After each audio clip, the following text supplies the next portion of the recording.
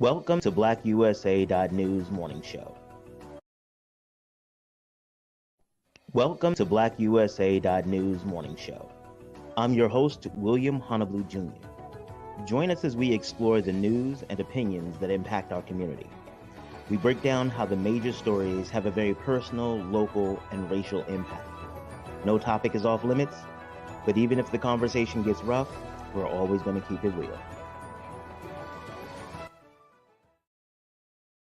Greetings and salutations, all my friends out there in internet land. My name is William Honolulu Jr., and I have the privilege and honor of serving as the host of the Black USA News Morning Show.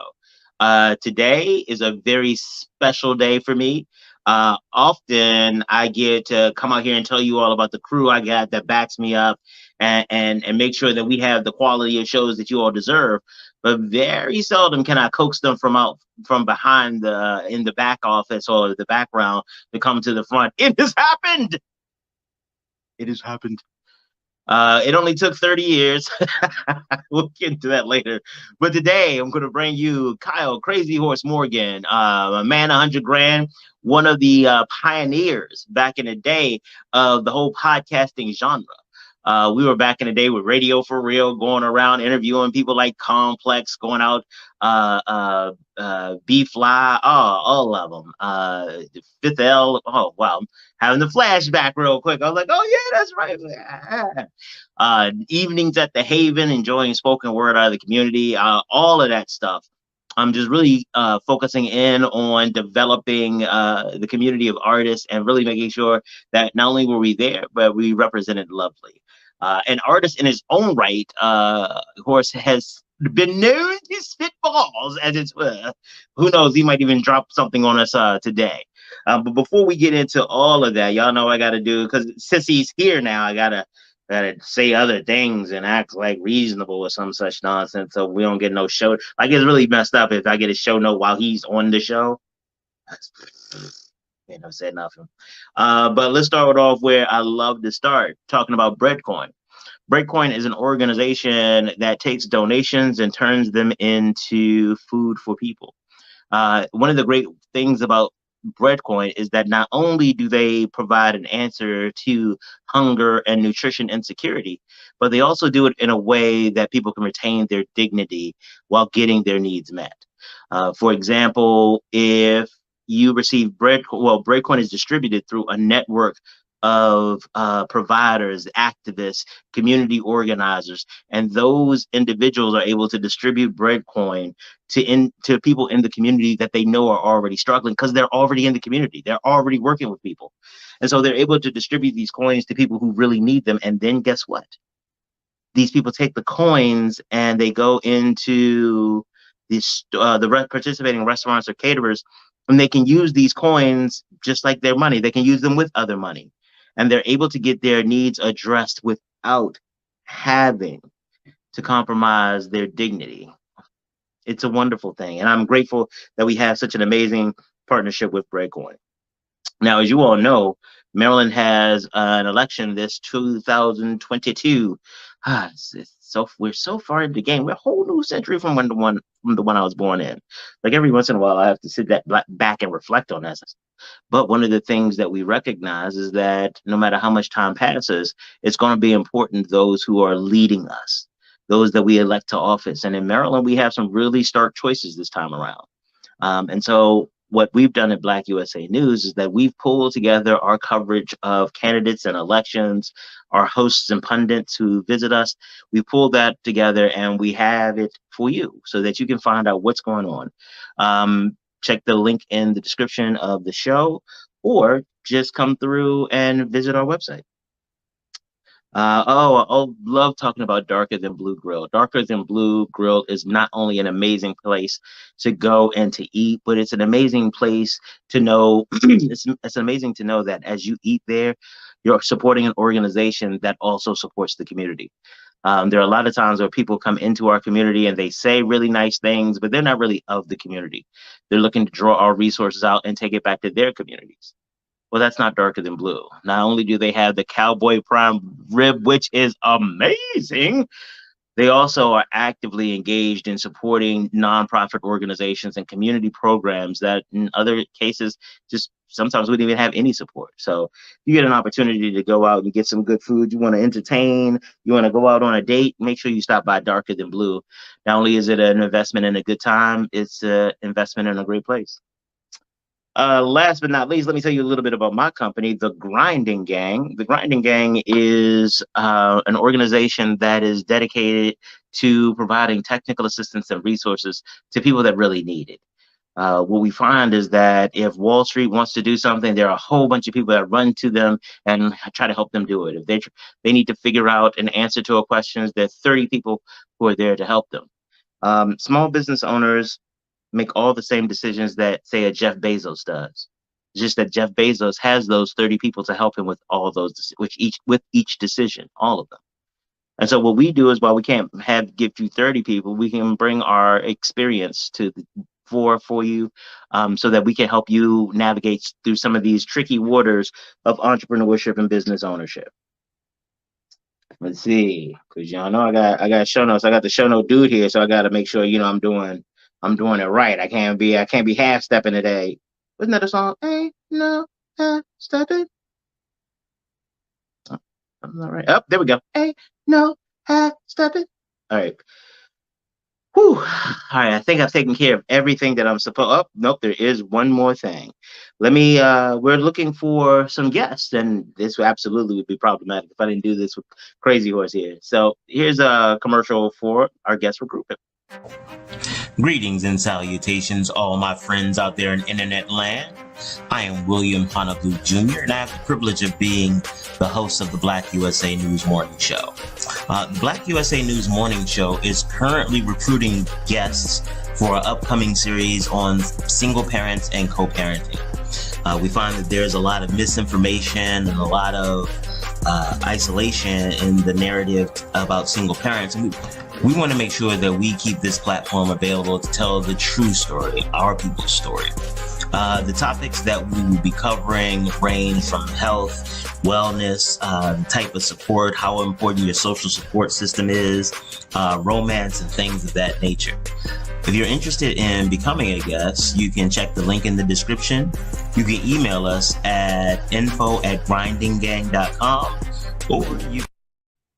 Okay. Now, if you're a single parent and you are interested, or co-parenting, and you're interested in being a guest on the show, please don't hesitate to hit the link up and come and join us.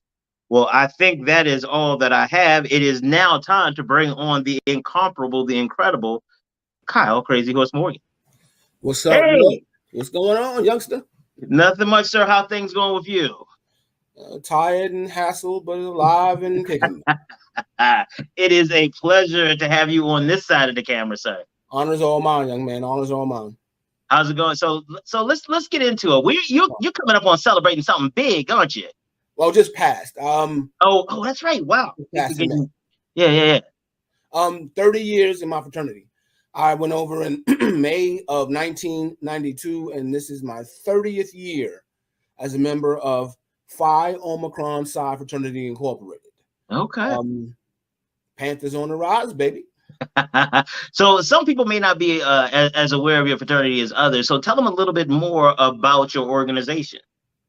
Well, obviously, we're not a member of the Divine Nine. We were started in Richmond, Virginia at VCU, Virginia Commonwealth University. 3 founders. So much I got. It's so much to tell. We were based on fraternity service and social awareness and community awareness. It is interesting that I'm talking to you about this because you already know all these answers. It's kind of fun. That's why as you already know the stuff. But scholarship service, and Black awareness, particularly a Gamma chapter. That was kind of our focus. Okay. So Gamma chapter, tell us about Gamma chapter. Mighty Morgan State University, baby.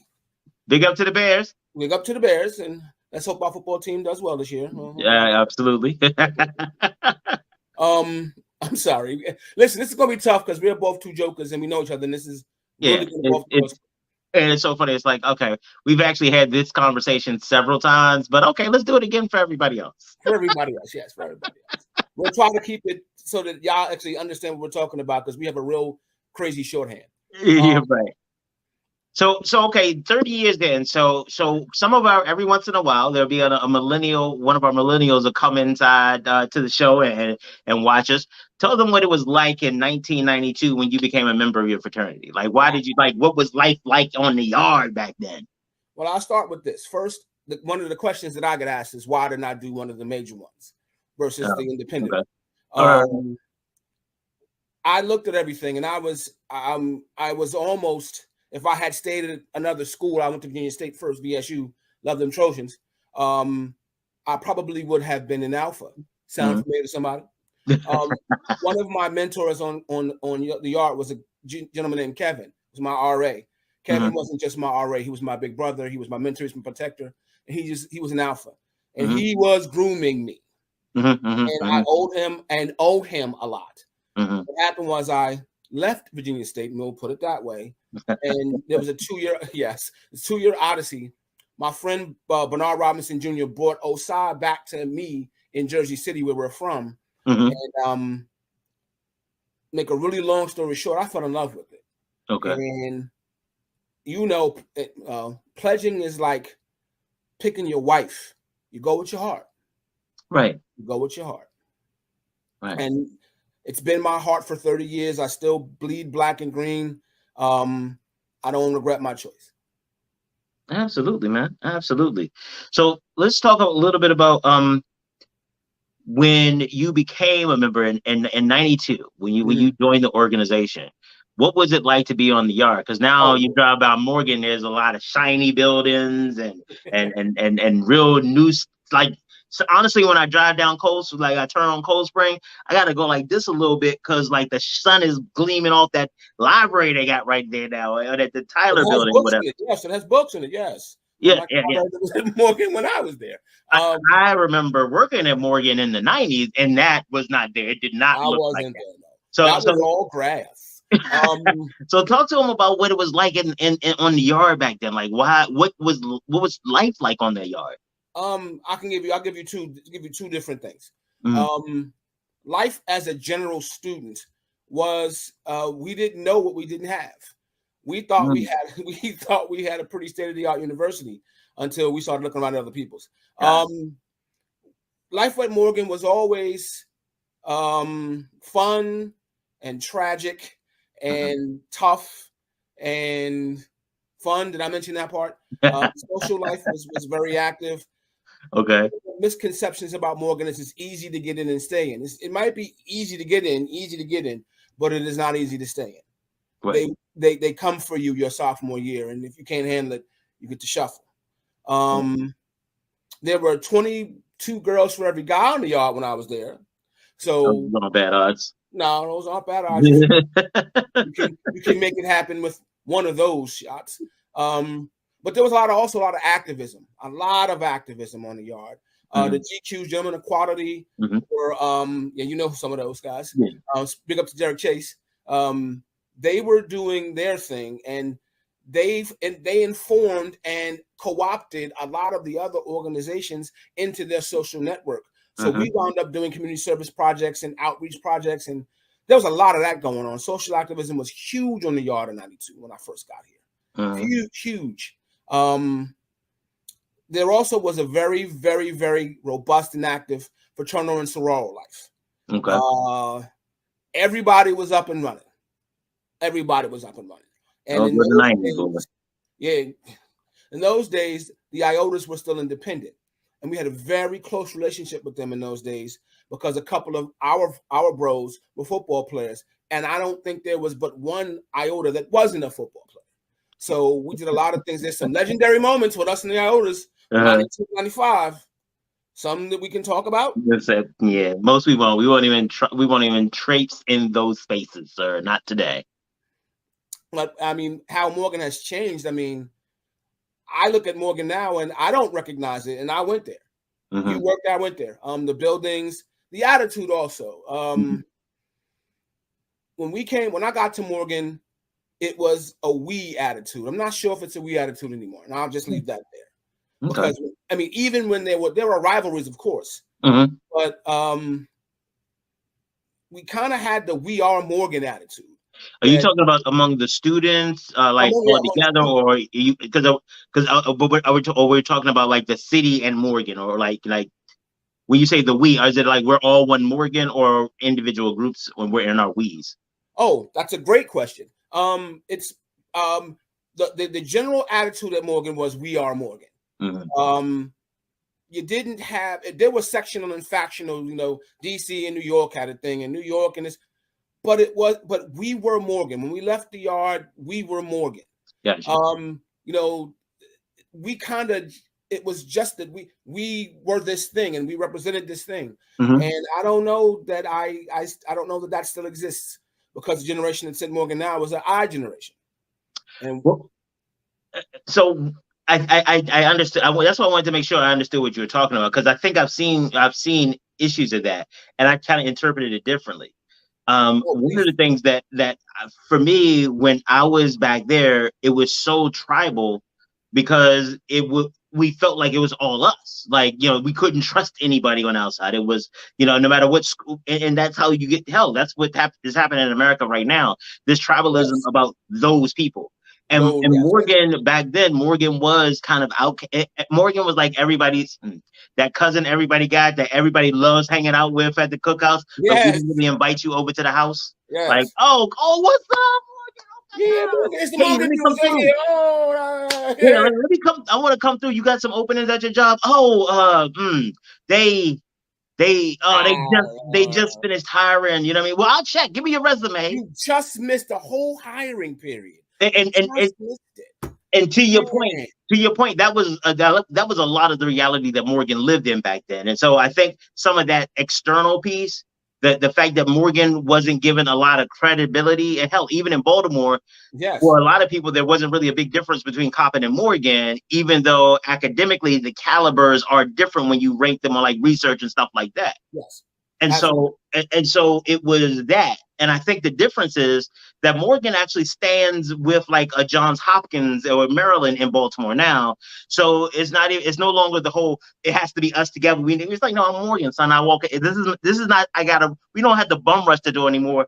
This is my pass. Thank you. Excuse me. I'm going to swipe card. Bing. Thank you. Well, one of the things is we didn't have no automatic doors, so there wasn't but shoot, into that. So, but I agree with you that the Morgan standing in the community has risen sharply in the last 25 years, and not to crap on Coppin. I love Oh yeah, absolutely. In the intersectional HBU thing, we in Coppin can fight, and this is not even about you. This is just wide order. Right. Coppin and any HBCU can fight, but in the family, nobody talks bad about nobody else. You got to come through me. That's my little brother. And, so shout out to Coppin. We've been working with the Grinding Gang. We've been working with Coppin State and Coppin Academy on a lot of projects about kind of revamping that relationship. And so, you're absolutely right about the quality that Coppin brings, except in the research area. Now, Morgan dominates Coppin in research. So that's those. And when it comes to universities, when they really talk about like university ranking, doesn't matter how great your students are, how much success they have. It's how much research do you do and how much research grant money. And Morgan has stepped up its game in grant money, son. Yeah. Now I want to do something real quick. I'm taking the reins of the show because they, just for a minute. Breadcoin, I gotta say, love and shout out to Breadcoin. I was so happy when we have an association with them, because one of the things that I love about them is that they give people dignity. And having done with my fraternity, giving people Thanksgiving dinners and things like that, and the outpouring of, oh my God, I can't believe this, and thank you and thank you. You can, but there's also with that gratitude, there's a level of shame that you have that these kids have to come out and give us food, and Breadcoin gives back their dignity, and dignity is so important. And I really am happy that we're associated with them, and they feel that they can be associated with us. That's a big feather in our cap. Absolutely. Had to say that. Oh yeah, no doubt. And I think it kind of goes to well, one of the things you were talking about decisions to join your organization and some of the ways that you live your life really is going back to that service aspect.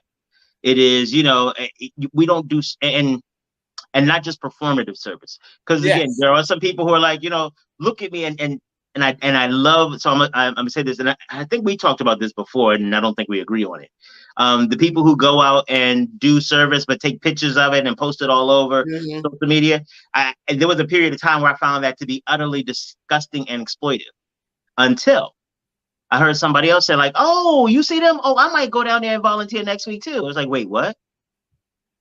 Oh, so their performance actually got somebody to do something, but for me, it's still on that side of the dignity, because I'll on my own, like I've been on the side where I needed help and have been required to submit my dignity for assistance. That'll make you change your profile. and honestly, there were a couple of times where the proposal was made, and I remember there were, after I took it the first time in my life, like a situation where it's like, I need help, so you know what, I'm gonna go ahead and do it. Like after the first time, it is now getting help becomes problematic for me, because I didn't like the way that felt so much that I'm like, you know what, I'll suffer. I won't go to the doctor. I won't blah blah blah. I won't ask anybody for a ride, because I would prefer the disquiet of this than the feeling of losing my dignity. So yeah, Breadcoin, yeah, I'm so happy. Yes, and thank you for trying to refocus the conversation. Thank you for trying to close the conversation. Being a member of OSA has given me, that is, if the question was asked in my head, at least, what did I get out of it? And why did I do it? One of the major things I got was to make my mark. And I'm going to use your organization because I have so many alphas that I love dearly as brothers, not as friends, but as family, guys who I would trust, not with my life, that's easy, who I trust with my son's life. And you know how we both know absolutely. It has given me you guys go out and do wonderful things in the community that you don't get credit for and that are long-standing. What I got out of OSA was to make traditions. It's difficult to make a tradition in A5A. Oh, yeah. There are so many things that are set in stone before you step. Once you can cross the burning sands and you cross into plug in. What I got to do was to make the plugs, to make the outlets, to give the traditions. That was important to me because I had a vision of what I thought service should be and how I thought this should, these things should go. And because of my standing, because of my big brother Jomo Folks, who was the president of our chapter when I got there, and his stature in the organization, I got the cover to go run and do whatever I wanted to do. Just don't mess up. And it gave me an opportunity to put my personal imprint on the organization nationally, not just Gamma chapter, but nationally. And I don't think, unless I got to be Roland Martin's stature, that I would have gotten to do that in any other organization. So that was a big thing for me, was making tradition. Actually, that whole opportunity for access, that is a great point. There was a period of time where I became very active with the Urban League locally and nationally. And one of the reasons was that I had gone to one of the local fraternity. I joined the local fraternity chapter, went to their meeting, and I'd probably been in an organization about 10, 12 years by that point. I thought I had a little something on me, a little something. Oh, you got your eye. Look at me. And I had a whole grown-up job, like a whole grown-up job. And so, I go in and they're saying something, and I had some degrees too. And I was, I'm a grown-up, full unadulterated adult. And I went there and they were talking about something that I actually knew something about. And I was like, well, here, what about this? And one of the brothers said, he said, well, how long you been in the organization, brother? How long you been in the fraternity? It's like, about 10, 12, about 12 years. No, very proud, 12 years. Like, oh, you still new in it. So once whoa, what happened? What did you say? What to a grown man? Grown man says what? What did a grown man say? No, you didn't. And what actually happened was that Chanel Shakur, big ups to Chanel and Chanel. Well, my boy Shane, my son's godfather. And so she was working at the Urban League, and she was like, they want they're talking about the young professional thing. Could you just come out to a meeting? You're the type of dude. And I was like, no. Smells like bougie black folk. No, thank you. Don't want that. And so she kept at me and kept at me. And when I got there, they were talking. I was like, okay, so what's this going to be about? Got there, they were talking about service in the community, this and that. And I was like, okay, let's talk the right stuff, but we'll come back for another meeting. So, right. This is the orientation or like an outreach meeting. Not right. I'll see what happens. Got to the next meeting. They were talking about something that I knew about. And I said, hey, you might want to just think about this. They looked over and said, okay, do you want to lead something like that? I was like, whoa, what happened? This is my second number 2 meeting. Like, there's like, you sound like you know what you're talking about. It's a good idea. Those of us who know, and we have this person who wants to work on it too. They just don't have time to lead it. Hell yeah. Hell yeah. And literally, I spent more time with the Urban League during that period of time, during about a decade and a half, than I spent with my family, than I spent, working on other things. And because what ended up happening is that because of the engagement, because I was given the ability to lead and that type of opportunity, I rose to the occasion. And it sounds like as you were navigating through as a teen, teen 20s or not 20, teen 20s, you're actually getting that same opportunity to really shape kind of the direction of the fraternity for decades, if not centuries to come. That is exact. I mean, I couldn't have put it better myself. When I ascended to the leadership of and the thing is, I ascended to the leadership of Gamma chapter, not knowing that meant I was going to ascend to the leadership of every chapter in Maryland. They said, "Okay, you got this. Run with it." And I said, "I don't know what you're talking about." That's, right. Yeah, but what are you saying? I'm supposed to run Gamma chapter. I don't have anything to do. I do. I will. Okay. And for a time, all things ran through me. And that sounds sexy and wonderful. It is not. You know this. But what they did was they showed me that they had a level of trust in me that I didn't realize was possible for people that I didn't know for a long time. I expected Jomo to trust me. Me and Jomo have known each other since we were a year old. He knows my character. He knows my mom and dad, my sister. These gentlemen who I hadn't known for 6-8 months and sometimes a year said, "Hey, here are the keys to the new car," because Gamma chapter was the first chapter outside of Virginia that we had ever established. Wow, I didn't know that. Yeah, that meant, did I fail to mention that? I'm sorry. Yeah, that might have been something you might have wanted to bring up a little while ago, but we got to it anyway. It's okay. So here's the keys to the brand new car. Don't drive it in the ditch. Tell us when. Give us updates. So when Gamma chapter began to expand, and then I called them and said, "Hey, we got a shot at this chapter at Bowie." And they said, "You mean another chapter?" I said, "Yeah." And this is when the revelation came to me. And that we didn't even see ourselves growing this fast this soon. And I said, "Listen, I don't know what's going on. Do you want me to slow down? Because sometimes you can grow too fast." Yeah, absolutely. Said, "No, keep going." And they trusted me to run an entire state. And that was something that I wasn't, again, not going to get anyplace else. And loved the other organizations and learned a lot from guys in those. There were, I can't say names or organizations, but OSA would not have been as successful as we were at the time that we were there, especially when I was there, had it not been for the protection, the love, and the advice given to us by alphas, Qs, sigmas, iotas, and kappas, by AKAs, deltas, zetas, and SG rows. Oh, and if not my sisters in OSA. Right. Everybody kind of looked at us and said, "Hey, we want to help you, and how can we help you succeed?" Which was different than I usually experience I got from other HBCUs. Right. If I could transition into something else, real quick. When you're in an independent organization, you don't understand this, but I'm going to tell you something. Okay.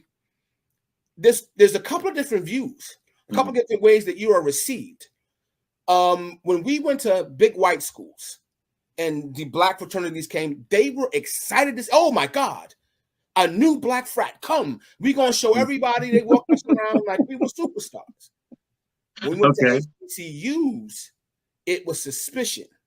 A lot of and these Negroes don't belong, and they're not us.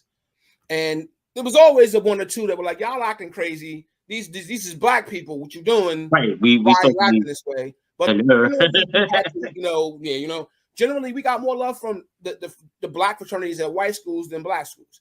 And that was something that we didn't understand at the time. But as an adult now, and 20 some odd years removed, I guess I get it. But again, at Morgan, we had the support of just about everybody. We didn't have any enemies. We only had friends. And that's another thing about the atmosphere at Morgan. They accepted us off the rip. We had some outstanding references, but you didn't have to take, you could have rejected those. I walked through those doors when I was vice president of the chapter. I walked into buildings and sat down with people and said, I want to do this. And they said, okay. And I'm like, oh, but this is what, wait a minute, did you just say okay? Right. Wait. I don't have to fight you? I don't have to fight. You just gonna go with this. Just okay. when the AKAs did a food drive, this is after one of the really big lines where two of our particular friends, the twins, they invited us. We didn't expect to be invited by them because we weren't part of, at the grade 8. And they said, no, y'all family, you and you and you and you come on down. And that lent us credibility. And that was a huge part of how we succeeded. And I mean, that's why I said we are Morgan. Everybody kind of lifted us up a little bit. Everybody kind of lifted us up a little bit. And that was something that I'll never forget. Now I always appreciate. And when I think back on my time as an undergrad, it was one of the more special things about being an independent organization, because we got the love of everybody without having to have the resume of everybody, sort of thing. So it was interesting that you bring that up about the differences between HBCUs and PWIs and the fraternity and sorority life. I went to UMBC undergrad, as you know, and all of us weren't on, all of the grade 8 at the time weren't all online at the same, all on the yard at the same time. There was always like one or two who got suspended for something or whatever every year. And what I remember is that in our activities, in our whether it was parties, whether it was programs, whether it was activism, whether it was public health or whatever, we did it together. And some of that was just out of sheer necessity. Like, there's not enough of us to be like, oh, because like if you have a party on like Howard's campus and you just invite the alphas and the AKAs, you sold out anyway. I mean, you sold out. You fold. If you host a party at UMBC and you invite every black person, you might be at 80% capacity. I understand. I've been and especially back in the day, and so it necessitated this whole idea that if you black, you come on, you black enough until you ain't. Like we will take skin folk as kinfolk until you show us something different.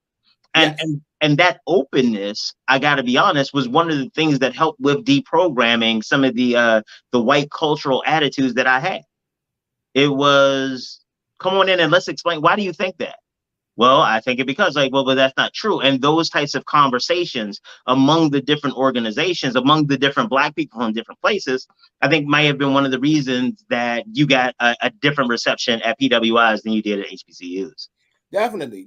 I'll give you a wonderful, we went to Black College Reunion down in Daytona Beach. And I mean, we went fairly deep, and I don't remember the numbers, between 20 and 30, which is deep for us at the time. And the university, some Sigmas from the University of Florida looked at, hey, what's that? What y'all wearing? And the minute they found out that we were historically a fraternity, fraternal organization that did black, we would know y'all with us. Well, all right. So what you talking about? No, y'all just listen. Get in your cars. We're getting ready to go over to this picnic over here thrown by so and so and so and so. Y'all coming with us? And at first we were like, what are we getting? All of us from New York, New Jersey, what we getting set up for? Well, it is we ain't come slap. What are we getting into here? But we decided to, throw caution to the wind and go. And what they did was they took us everywhere the fun was at. They took us. and they introduced us. I mean, not just like, hey, these dudes from Baltimore City, they just frat. Yo, we met these cats over at Bethune-Cookman, and they from Morgan and Bowie and Virginia Union, and they're in this new fraternity, and that's Omicron. And yo, it's crazy. It's a lot of them. Y'all need to go talk to them. And we were like this, you know. What? It really, we felt like it was a little overkill, but they wanted us to be accepted in the circle, and they made sure, because it was all Sigmas. Now, when you in a room full of 2,000 Sigmas and 3,000 Zetas, and you,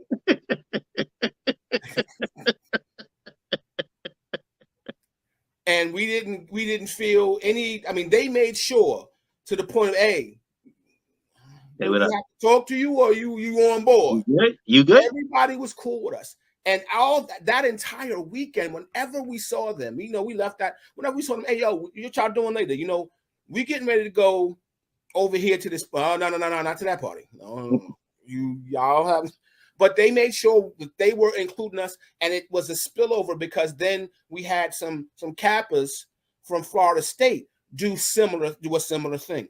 So now the one time some cats from FAMU who were Kappa Psi, they really embraced us. They really embraced us. They were like, listen, we understand the independent thing. We're not, you know, y'all come with us. And we're like, FAMU Kappa Psi? Yes. You know, we were very, very, you know, ready, you know. But that's comedy, but it's the truth. We had a really good time, and we were lifted up by, you know, a lot of people who didn't have to lift us up. That is something that I mean, my younger brothers don't seem to have that same kind of experience as I did when I was there. I don't understand why. They say, you know, this, that, another thing. You know how you get old and young people's voices start to sound like Charlie Brown's teacher? Yes. And I'm trying not to have that happen, but it happens. Okay. Okay, so I think it's scientific. So this is what I'm going with. This is how I feel better about myself. So there's certain signals, like there's a telephone ringtone that they have, that if you are above the age of like 23, 24, you can't hear it, because your brain, or the way your muscles or bones have developed, you can't hear that frequency anymore. So like the phone will be going off, and like children will hear it and you won't. So that used to be apparently a thing they used to do in school all the time. Like kids do in school, they have their phone on ringing. So turn it off. Teacher's like, there's nothing ringing. Are you crazy? Well, yeah, I think that's what happens to their voices as we get older. Like we can't hear it anymore. We have to strain. Like, what are you talking? Because I've had to do like, look at, what are you talking about? Like, slow down. What are you talking about? Got your face close to the camera. What are you saying? What are you saying? Now, and a lot of it is like, how did you even make that sentence? Like those words don't go together. Not how, why? What are you doing? What's this about? So listen, now I'm going to take a little, because this is my show. I wanted to ask you a question. Sure. About being an alpha, because when you and listen, this is when the tables get turned on William Honorable. I'm not sure if y'all have seen this yet, but now you've seen it. Okay, let's see. When you picked A5, what were you thinking? I'll tell you what I was thinking when I picked OSI. After you tell me when you picked, why you picked out. So I sometimes tell this story that when I came to college, I actually came and I wanted to be a part of Omega Sci-Fi. I went to my Livingston College. That is the college associated with my denomination as part of the college tour. I think it was like Omega Week or whatever. I didn't know about these things, but what I saw was amazing. I saw these Black men, lifting each other up, supporting each other, talking about how all of them were great and all this. And I was like, you can just do that. You can just, I want to be them because I want to feel great. I could be great. And I want to be, if they're great, I want to be great.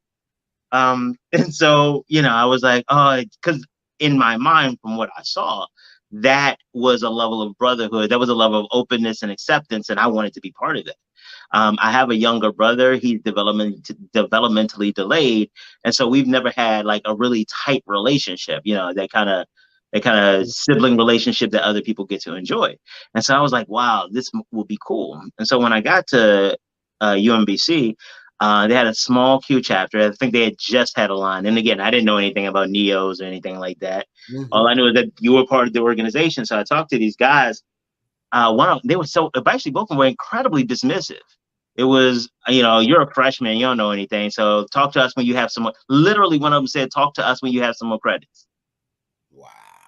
And I was like, oh, fraternity people are assholes. I don't want none of that. No, thank you. The bougie black people thing. I did see this on a different world. Okay. Yeah. I get this.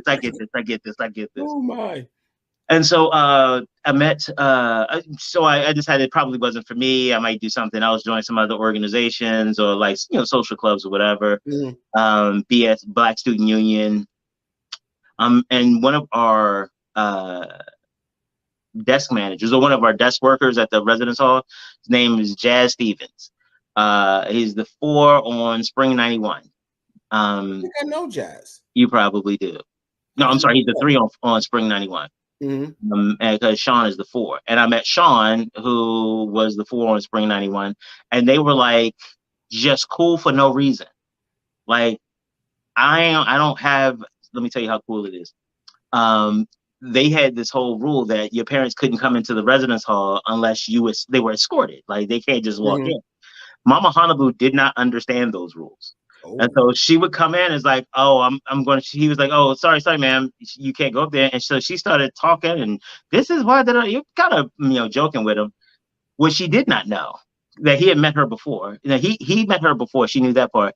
But what she did not know is that I was in the building, but not in a room that was mine. Oh.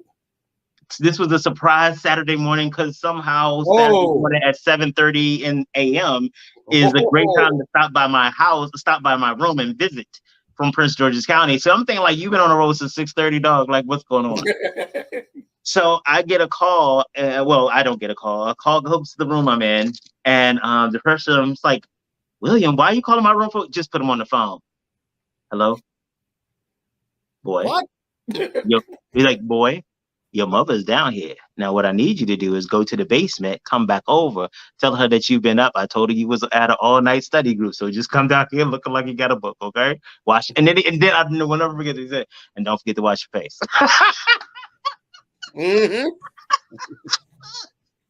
And again, he could have just, he's not there, and just left it at that. He could have done anything else. And, as I met more of the bros, it was just that general, it was service. It was like, there's doesn't need to be a barrier between us and us. Like, we're in here and we're in this together. We're all trying to do the right thing. So we just have different ways of going about it. And I was like, I like that. Plus, they were in leadership positions all over the yard. And I was like, they're doing stuff, not just talking about doing stuff, and not just having fun doing stuff.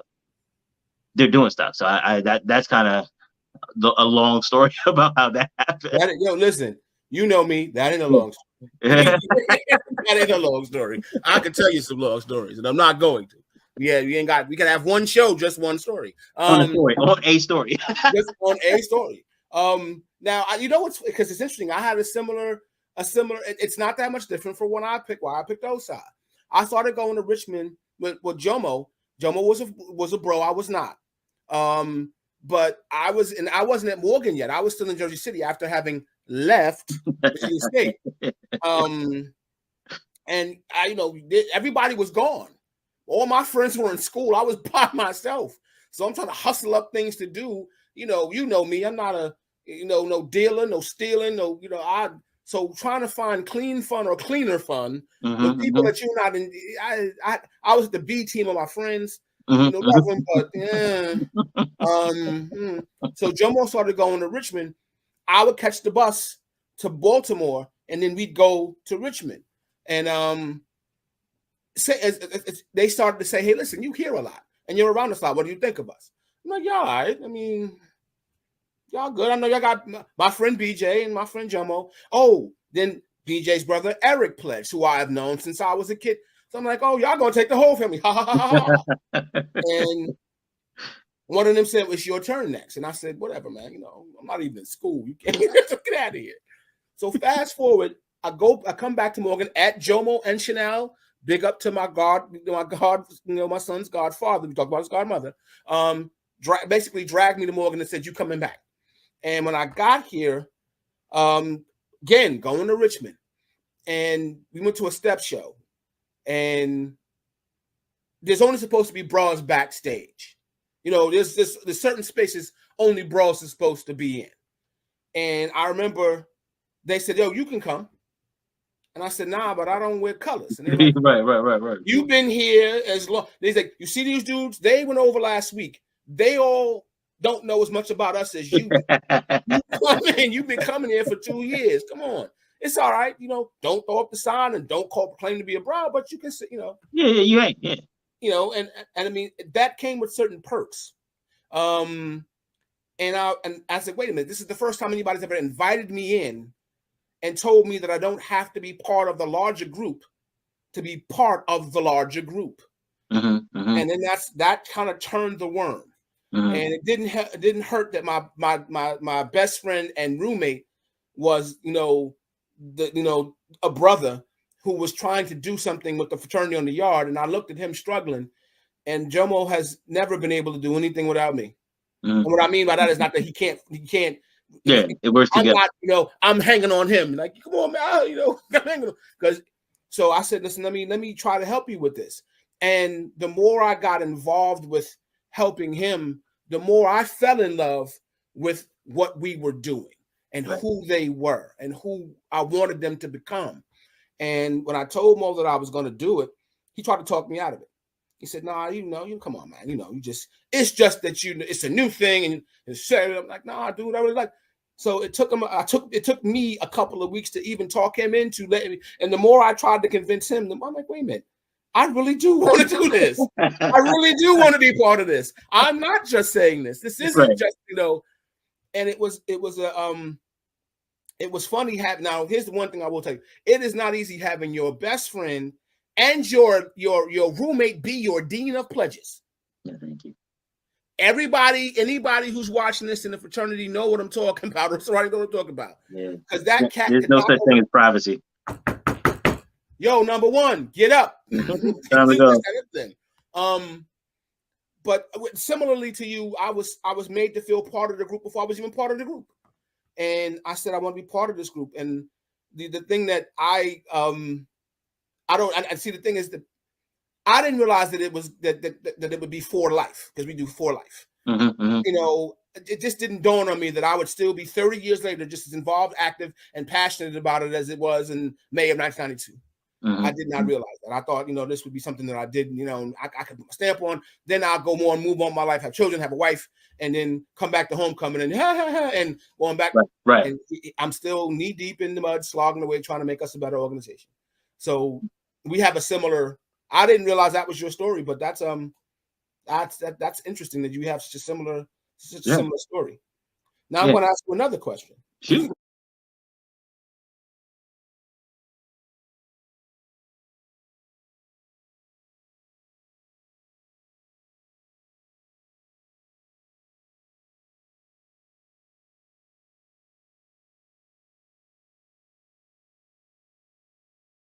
Ask another question. The interview has turned. When did you? Because I know there was a moment for me. When did you really feel like you belonged, or when did you not even belong? When did you feel like, yes, I'm a full-fledged brother now? That is a moment that I want to talk about, because I think that people don't understand how that happens. Is not so much. And I want to just make sure I'm clear about when I say full-fledged brother, it wasn't that I thought that there was some lesser, and this is undergrad, there was some lesser. Actually, I thought there was a hierarchy that and I think that was also one of the reasons that my story about grad chapter felt the way it did, because my undergrad experience was so different. When I was, I think after I became frat, and going into my junior year, I ran for SGA president. There was some mix-ups in the election, and they were having it my junior year. And I was like, I'm running. I talked to this dude, his name, and put him out there, David Sutton. He was supposed to be vice president. We had agreed that I would be vice president. He would be president. He was a year ahead of me. Apparently that mattered to him. And he was like, well, why should you be president and me vice president? I said, well, because I can get more votes than you can. Like, that just seems to make sense. And so all summer long, we stayed in contact. But then as we started needing to fill out the paperwork, he kept like, oh, I'll be there. Oh, I missed this. And the day paperwork was due, he came and said, oh, I've decided I'm going to run with him. He can get votes too, and I'll be the president. I was like, oh, no. So I went to the student activities where I was supposed to turn in the paper and, the signature, but I didn't have a running mate. And Sean Settles, one of the brothers who brought me in, the number 4 from Spring 91, he said, let me see that paper. And said, we'll run together. And I was like, oh, whoa, because Sean's like was a legend on the yard. Oh, wow, okay. And so he's like, we'll run together. I was like, cool, let me get another paper because I put my name in the president's slot because he was supposed to fill this out. He said, nah. And he took the paper and wrote his name as vice president. I was like, wait, what are you doing? You're Sean Big Daddy Settles. Like, he's like, no, this is for you. You can do this. And it was like, you believe in me? Like, I mean, I was going to be president with him because he's a lesser being. And okay, in retrospect, I recognize the level of hubris that I've always walked around with, but I wasn't wrong. Me and hubris are old friends as well. Yeah, but so that moment, I was like, wait, you actually, because honestly, at that stage, I revered him. He was one of game changers. It's so funny. I didn't realize they were only there like a year or two before me. In my mind, they were like, they were old heads. But yeah, that was the moment where I was like, it wasn't even just like I felt like a full brother, but I had never felt that level of respect before. Because normally it is when there's somebody I admire, it is that not condescending, because I don't mean it that way, but it's this downward respect. Yeah, I get what you're saying. I understand. But with him, it was like, no, we're even. I was like, here you go, sir. Like, those monkeys, they hold their hand out. He was like, no, we good though. I was like, wait, you think we're good? Like, and willing to follow me. And as a vice president, he was absolutely a strong support, but he was a support. He not only didn't prevent me from leading, he encouraged it and sometimes forced it, to be quite honest. Sometimes it wasn't friendly. But yeah, so that was that moment for me. I can't stand you because, again, similar stories. I'll make mine a little. We went to national meeting, and I had crossed. This was like the September I crossed. Mm-hmm. They had the fall show at VCU, and then we were going to have our meeting after that. So I'm sitting in the meeting, and it's me and Jomo, and we're really the only 2 members of Gamma Chapter. Mm-hmm. So we're talking, and they're all talking, and I'm kind of taking it on like, wow, I'm sitting on the table with all these dudes. Hey, Jomo's the president. I'm just here. I'm gonna eat my breakfast, and one of the founders, Clinton Lee Rogers Jr., says, "Hey, Kyle, what do you think? Think about what?" And I'm like, well, the expansion. We're figuring you guys are gonna do, 15 brothers this year, and that'll be. And I'm like, you want to know what I think? Why would you care what I think? I'm a neo. I'm I'm the snotty nosed kid here who is trying to learn what this is from you. I understand my interpretation of it. Now it's time for you to give me, correct my, cross my T's. And they're like, nah, dude, you don't understand. Jomo told us that you could carry a lot of weight and that you have a lot of motivation. So stop acting like a and tell us what you think. And I said, well, I think we can probably do 10 brothers in the next year and a half. And they said, well, okay, bring them to us. Oh, me and Jomo, no.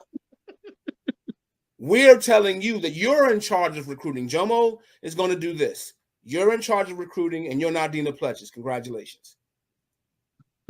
You ever see Glory? The movie Glory? Yeah. Morgan Freeman. Yo, Colonel, I'm not sure I'm wanting this. Because it's a lot of responsibility, and I just got here. But at the moment that they decided to trust me with to train the new brothers, There is very few jobs more important in the organization than training the new brothers in the. I said, these guys really want, they believe in me. They have faith in me.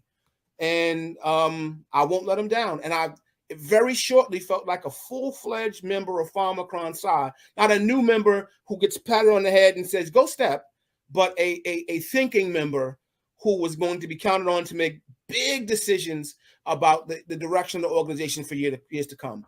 And I took, and I've never forgotten that, and I still take it very seriously. In September of 22, same feeling. Thank you for your story, though, Mr. Holmes. Oh no, absolutely, I appreciate that, and I think one of the things, and as I reflect back on all of the work that we've done together, I think it all comes from the same anchor place, though, and it sounds like our stories overlap there often, is about this idea of service and getting treated with dignity.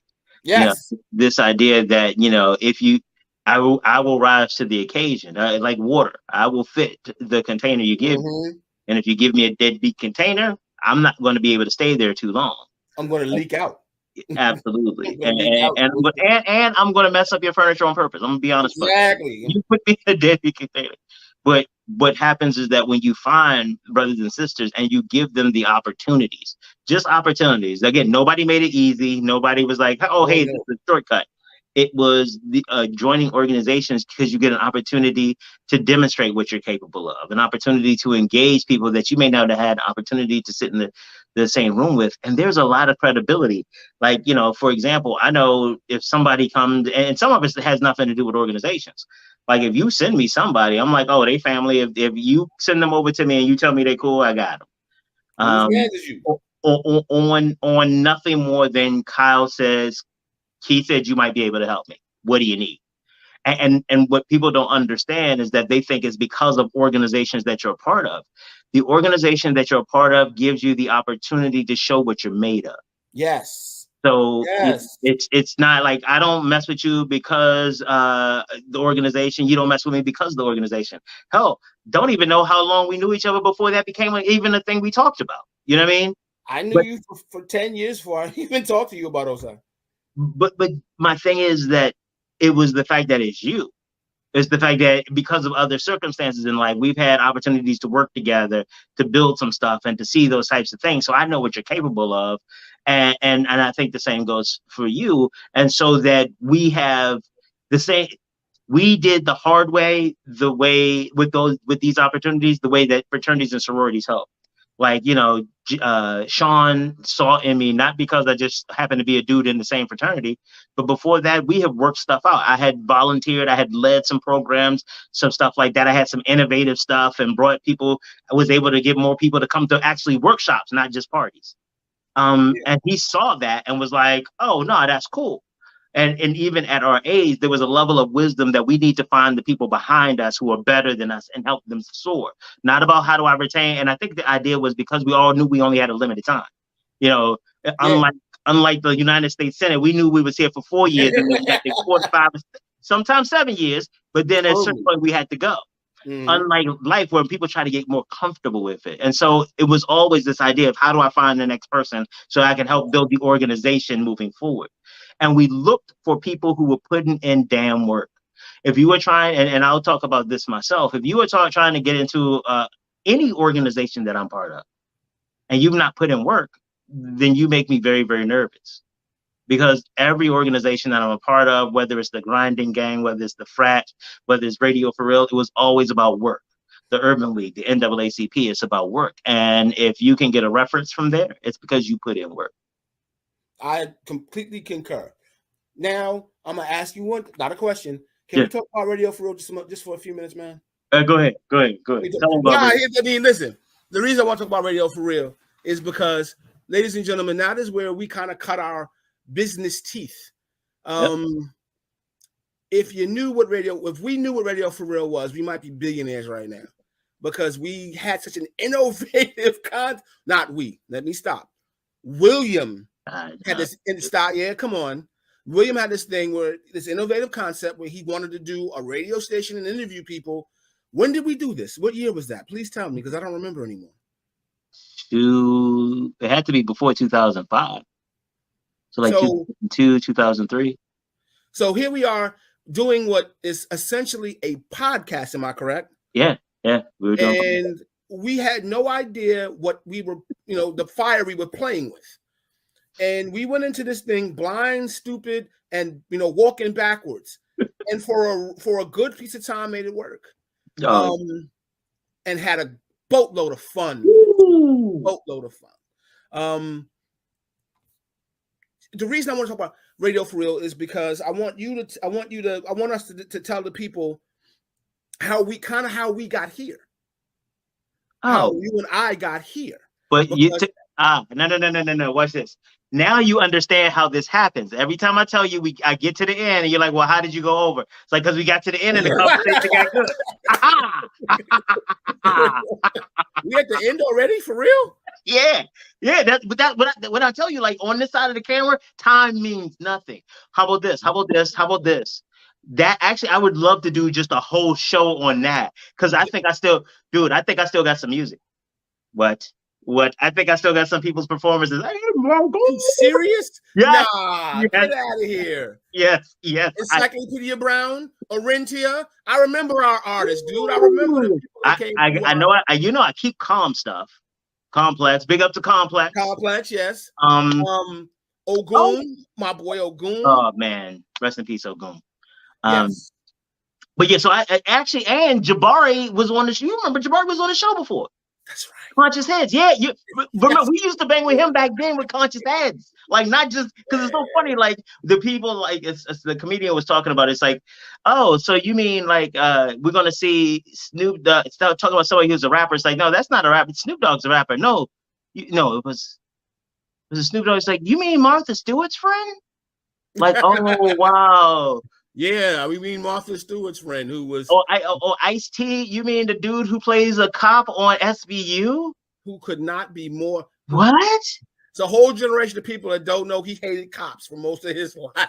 But it's this juxtaposition of the evolution, and so that's one of the things that I love, because I do appreciate, because in the intervening 15 years, we've been doing this kind of stuff, talking about whether it's been in film, whether it's been in some of the writings we talked about, the film production and stuff that you do, and the writing you do, and some of the groups that oh my God. So there's a lot of opportunity. That's a whole show. We're not going to disrespect Radio for Real for wrapping that up in the last couple of minutes. No, sir. No way.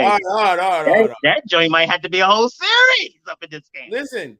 We could do just remember Hannah Lynn. We might be able to do just the whole thing. Hannah Lynn. I think. Oh wow, you gonna make me go back, because okay. So one of the things that happened to men in my family, and I'm learning this through some psychiatric and psychological evaluation, is that there becomes a time where we become hoarders. And I thought it wasn't me, because I don't have as much stuff as they did, except until I looked at my digital file. Why I got 7 hard drives, 4 computers that I don't use, that have data that one day I'm going to get back to. So I'm like, my hoarding is just in small packages. But Radio for Real stuff, and you might have some. You got some classic stuff in there, man. I'm sure. I'm hoping all of them I can access the drives, but for those that I can, I still got some of the more risque poetry that Corinne did. Oh, I'm sorry. Oh no! No, you don't. So okay, you the producer, just let me know what date we doing the Radio for Real show, because we're gonna have some fun. Yes, ladies and gentlemen. I have let me wrap. I'm gonna let him wrap it up in a second. But I'm gonna say this. I apologize. I have taken this whole thing off the rails. Whatever he had planned, I shot it down in the first 10 minutes. They see that all the time. They see that all the time. See, I like the fact that you're trying to cleanse it up and make sure they know it's not your fault. That's not you disrespect. I'm a producer. It's my job. I got to take responsibility for the content of the program. All right, but when Donnie calls, he's gonna yell at me. So I'm gonna say we're gonna go real quick, and we're gonna set up the next show for Radio for Real. Absolutely, man. Yo, it was brother. Thank you for having me, and thank you for letting me talk about my organization. You made the schedule, dude. So like, be easy, youngster. All right, man. Peace. All right, one. Yo, I told y'all I know dope people. Y'all don't never be listening to me when I tell y'all how dope the people I know are. I am so grateful that you all got to see the super producer come from behind the booth and come on out in front of the camera and tell us about his organization and all the stuff that he's been doing. Again, big up to Breadcoin, big up to all the people out there helping. I am so happy, so pleased that I got to hang out with you all. And I'm sorry, just trying to look and make sure there's nothing else I'm supposed to be doing. Nope, nope, nope. Thank you all so much. I always appreciate how wonderful it is to have you guys here. We'll be black tomorrow.